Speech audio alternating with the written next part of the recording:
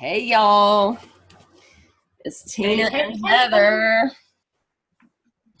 and we're here.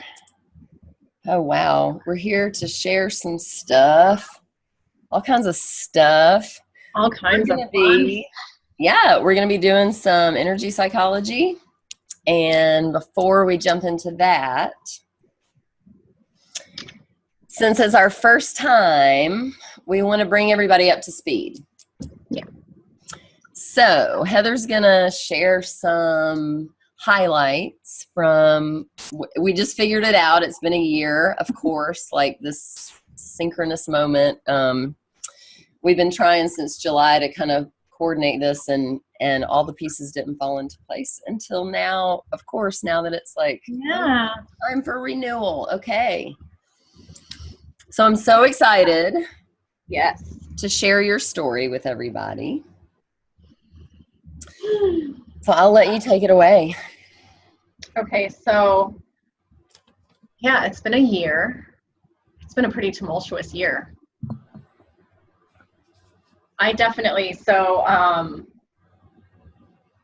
When I found you, I was a member of a religion that I wasn't finding connection in anymore, and I hadn't been for a long time. I'd been struggling. I didn't feel the connection to the divine energy anymore, so I was looking for that.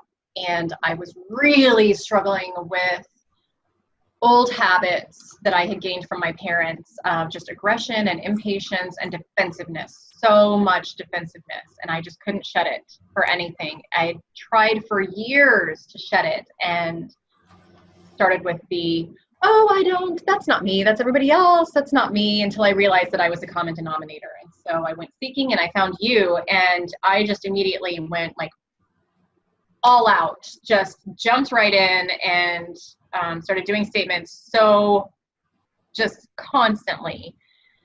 And so you came to the muscle testing class, right? I did. That was what started. And you started doing email sessions first, right? Yeah.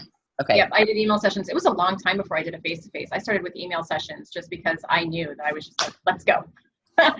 So I did that, and right away I started like getting all of these shifts, and it became apparent within just a few weeks that some major shifts needed to happen in my life. There were major things that were out of alignment in my life, and so.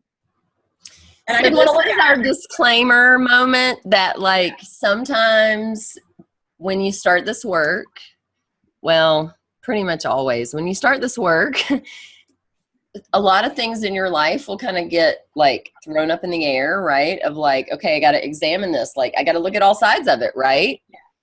And then.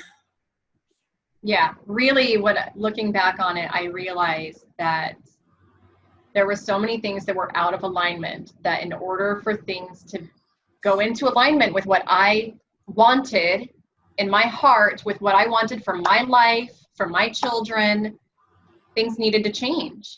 The life that I was living was not working.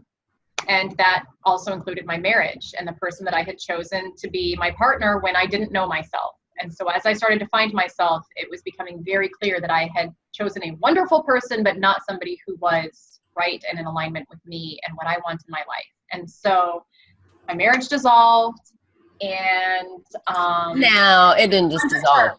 You took some action. Yes, I definitely I took action. I took very empowered action. I was afraid to look at it at first because I knew it was coming. I had known in the back of my mind for years that it was coming, and I really felt it coming when I started doing this work, but I was afraid to look at it. And once I did this clearing statements around it and realized my power to make the decisions, that was it. And that path felt so empowering and so clear and so just amazing. And after that, I started like building my own business, and so many things started shifting. And then, let's see, we started this in August, and by like December, January-ish, I had all kinds of things relationship-wise kind of like blow up with an old twin flame that had come into my life. And I got to a point in that relationship where we were just constantly triggering each other back and forth, and all of my triggers were triggering all of his triggers. And I reached out to Christina and I was like, I'm so completely lost right now. Like, I don't know what to do. I feel like I'm going crazy. Like, I felt like I couldn't trust my intuition and like so many things. Just once again, everything was just kind of thrown up in the air. And we did some balancing and everything fell back down into place. And within a span of 2 weeks after that balance, my entire personality just shifted. And I became this person that I had always seen myself being. And I just... Yes. Okay, so more high fives on that. Oh my gosh. Was that after the core belief balance? Yes. Or the life bonding? Okay. That was the life bonding balance. I can't remember which one we did first. We did the core belief balance first. Okay. And then we did the life bonding balance. And the life bonding balance, no. Oh goodness. That I know. It's hard to, they kind of, yeah, you did them kind of close together, but, and they're very like, I don't know, they both work on our root and our foundation so much that it's kind of the same. Because I think we did them like one, and then the next month we did the next one. Yeah, it was happening during that time. And I was exploring my self-worth, setting boundaries. I was literally exploring every boundary that I had set in my life, from the religion that I chose and the decisions that I made within that religion, and relationship-wise, and the decisions and boundaries that I had placed on myself because of the religion and because of society's expectations. And I really had to examine, and that relationship triggered me to examine every single one of those to figure out where my boundaries were.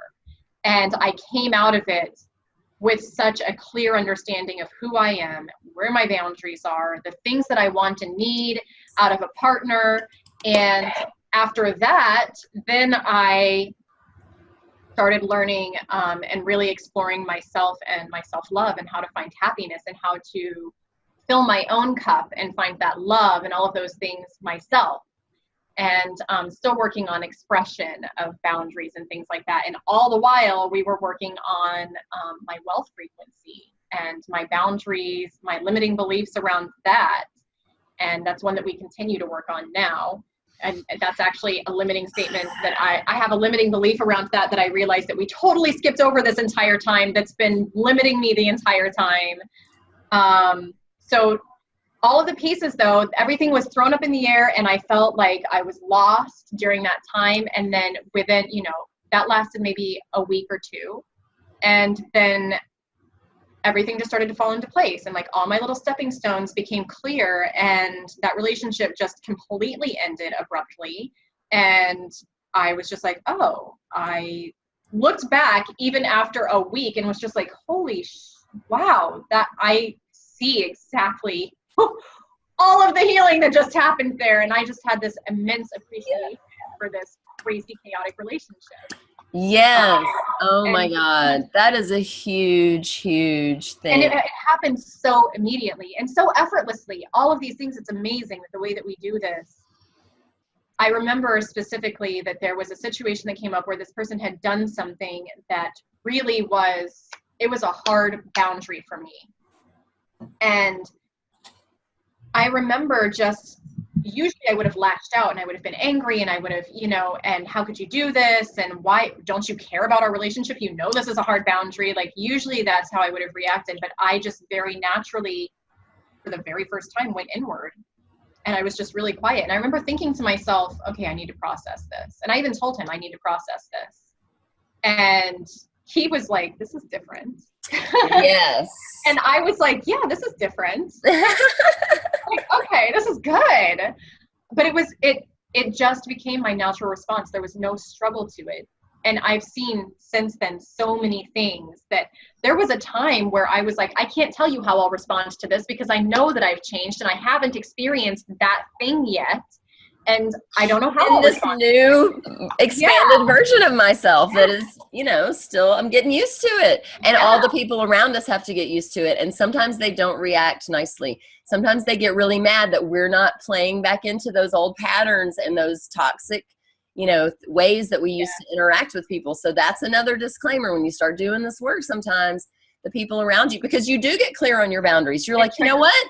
That's not okay with me anymore. You know what? It was the whole rest of my life. I allowed you to abuse me in that way, and I'm not going to allow it. I know better. Yeah. And a lot of times they don't like that. Yeah. No, they don't. Well, because the answer is not they and had so a they certain lash out relationship and they, and that's yeah. changed. Yeah, yeah, yeah, So sometimes that happens, yeah, but you know, mostly it is positive because you did have a lot of people say, "Wow, I've noticed the yeah. change in you. You're so much happier, lighter." What did they say? Like, My sister and my best friend, and I mean my mom too, but it's always so, you know. But my sister and my best friend were like, God, you're you, but you're more you than you've ever been.